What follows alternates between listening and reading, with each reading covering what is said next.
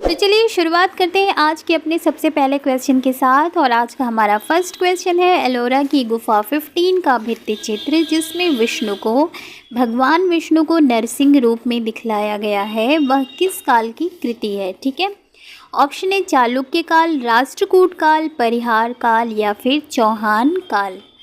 तो हम जल्दी से सारे ही क्वेश्चन का आंसर देखेंगे। तो इसका करेक्ट आंसर हो जाएगा ऑप्शन बी, राष्ट्रकूट काल। ठीक है, ये जो एलोरा की गुफा है 15, उसमें एक भित्ति चित्र है जिसमें विष्णु को नरसिंह अर्थात पुरुष सिंह के रूप में दिखलाया गया है। आधे पुरुष हैं आधे सिंह, यानी कि सिंह क्या होता है, शेर है, के रूप में दिखलाया गया है और ये है राष्ट्रकूट काल की कृति। चलिए बढ़ते हैं अपने नेक्स्ट क्वेश्चन की ओर। नेक्स्ट क्वेश्चन है हमारा, 7वीं सदी में दंती दुर्ग कौन था। ऑप्शन है राष्ट्रकूट प्रधान, चालुक्य प्रधान, पाल प्रधान या फिर चोला प्रधान यानी चोल प्रधान। देखिए ये जो क्वेश्चन है वो हिस्ट्री का है और हम सीटेट पेपर 2 की तैयारी कर रहे हैं और हिस्ट्री से ही सारे क्वेश्चन हैं। ठीक है, तो 7वीं सदी में दंती दुर्ग कौन था, इसका करेक्ट आंसर है ऑप्शन ए, राष्ट्रकूट प्रधान था दंती दुर्ग। ओके, दक्षिण में राष्ट्रकूट थे।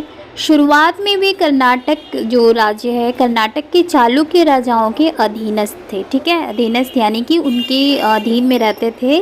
शुरुआत में राष्ट्रकूट जो थे वो कर्नाटक के चालुक्य राजाओं के अधीन थे।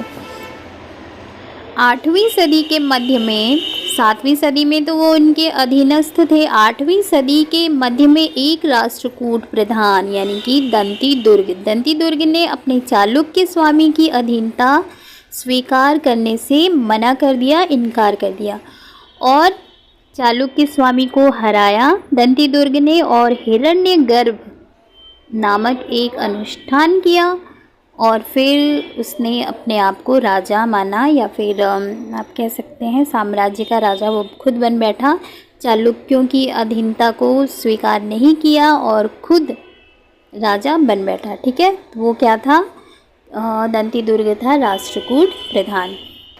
चलिए देखते हैं हमारा नेक्स्ट क्वेश्चन क्या है। हमारा नेक्स्ट क्वेश्चन है, हिरण्यगर्भ का शाब्दिक अर्थ क्या होता है।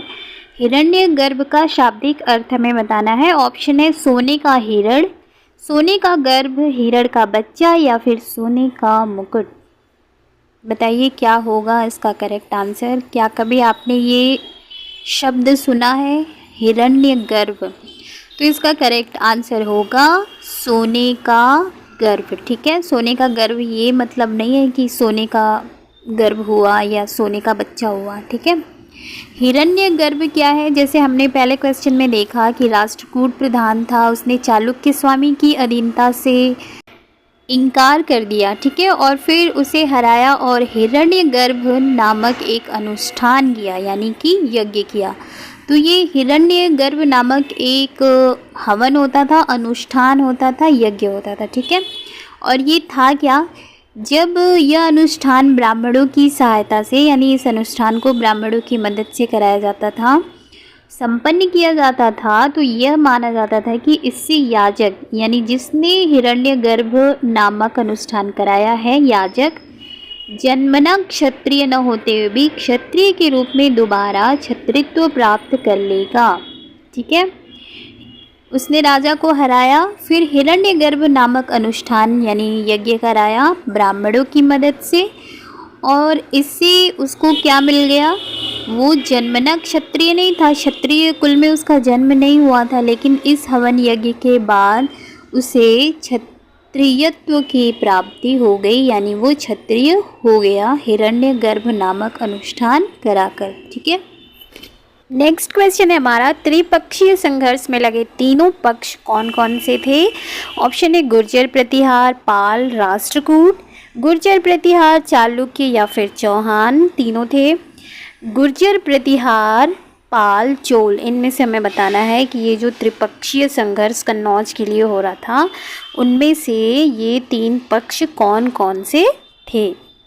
तो कन्नौज पर आधिपत्य प्राप्त करने के लिए यानी अधिकार अपना जमाने के लिए प्राप्त करने के लिए जो त्रिपक्षीय संघर्ष चला था वो था गुर्जर, प्रतिहार, पाल एवं राष्ट्रकूट के बीच में। ठीक है, सीटेट में ये बहुत इंपॉर्टेंट क्वेश्चन है और ये जो टॉपिक है, ये जो चैप्टर है, इससे कोई ना कोई क्वेश्चन तो आते ही आते हैं। तो इसका करेक्ट आंसर हो जाएगा ऑप्शन ए। ठीक है, चलिए जल्दी से देख लेते हैं हमारा नेक्स्ट क्वेश्चन क्या है। हमारा नेक्स्ट क्वेश्चन है, महाबलीपुरम में रथ मंदिरों का निर्माण किन शासकों द्वारा करवाया गया था? ऑप्शन है पल्लव शासकों द्वारा, चालुक्य शासकों द्वारा, राष्ट्रकूट या फिर द्रविड़ शासकों